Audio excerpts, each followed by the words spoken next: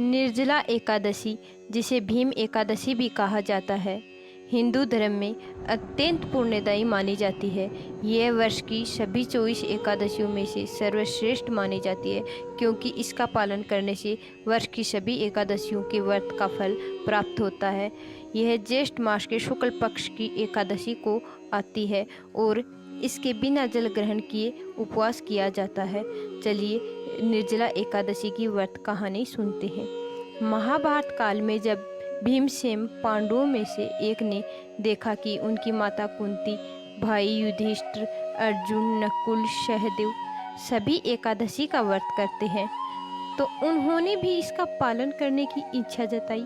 लेकिन भीमसेन को भोजन अत्यधिक आग्रह था, वे भूखे नहीं रह सकते थे।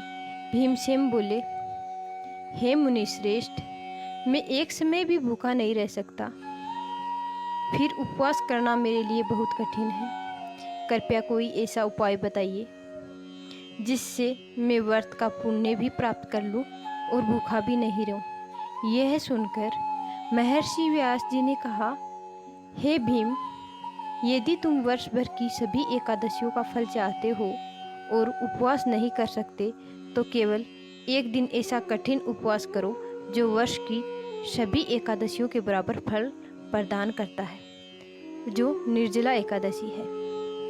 व्यास जी ने आगे कहा, इस दिन जल तक नहीं पीना चाहिए। यह कठिन तपस्या के समान है, परंतु इसका फल सभी व्रतों से अधिक है।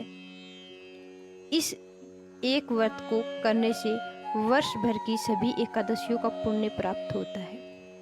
भीमसेन ने वचन दिया कि वे इस व्रत को पूरी निष्ठा और कठोरता से करेंगे।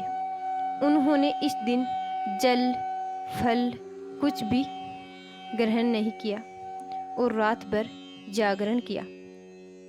इसके बाद उन्होंने द्वादशी के दिन ब्राह्मणों को दान करके व्रत का पारण किया।